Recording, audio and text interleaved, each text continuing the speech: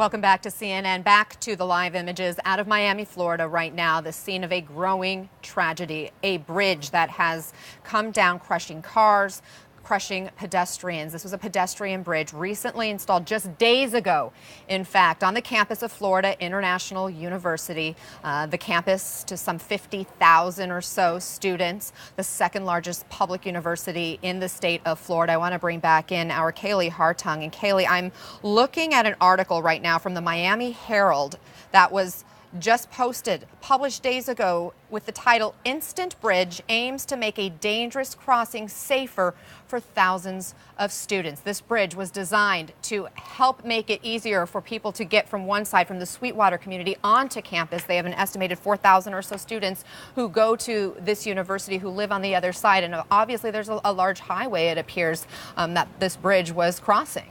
That's right, Anna. That's the very busy 8th Avenue that students needed help crossing safely, so much that the university was running shuttles to ferry students across that busy street while this bridge was being constructed. And this pedestrian bridge was being billed as the first of its kind in the lead up to its opening.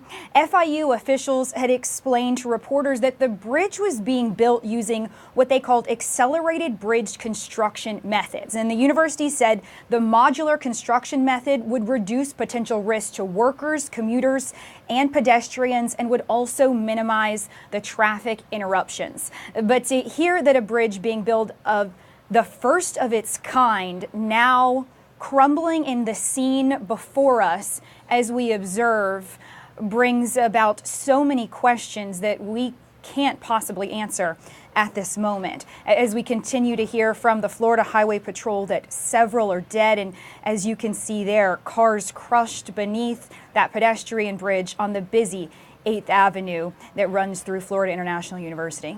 The Florida Highway Patrol telling us they believe 5 to 6 vehicles are crushed underneath that bridge, which also speaks to just how wide and how large that bridge is. Some 950 tons is believed to be the weight of that section that has come down. We did see a crane earlier on site, but obviously they haven't been able to get that crane over to the bridge itself to lift it up. And we presume that they are now going through the method of trying to assess exactly how they're going to remove that and perhaps help those who still may be underneath. I want to bring in James Galliano, former FBI. James, obviously this is a different kind of tragedy that first responders are going to be coming upon. What would they be doing right now, do you think?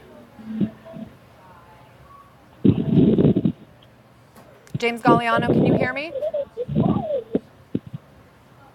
Unfortunately, we are having a hard time with our connection, apparently, with our FBI agent, former FBI Special Agent James Galliano. We'll get back to him in just a moment. But again, these pictures coming to you from Florida International University as we work to gather more information. What we can tell you about this bridge is this is a pedestrian bridge. We learned it was installed just a few days ago on Saturday. In fact, the local newspaper there, Miami Herald, covered the installation on March 10th. And I'm reading from this article. It says the rapid span installation was the result of months of preparation. The bridge's main 174-foot span was assembled, in fact, by the side of the trail while support towers were built at either end. And then this 950-ton span was picked up. It was moved and lowered into place by special gantry cranes at this intersection, designed to, and it was in a matter of hours, designed to connect the neighborhood of Sweetwater with the campus, the Florida International University campus. This happened on Saturday, so the questions now is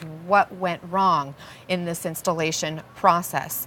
We're also getting some reporting from our Renee Marsh with the NTSB monitoring the developments here in Florida International University at this bridge collapse. They have not made a determination yet whether they will get involved in the investigation. Right now, this coming down within the last couple of hours, at the very least, we don't know exactly where this investigation will begin, because right now the immediacy here is saving those who may be injured. And again, several fatalities already reported. We'll take another quick break. You're watching CNN. Thank you for staying with us in the CNN newsroom.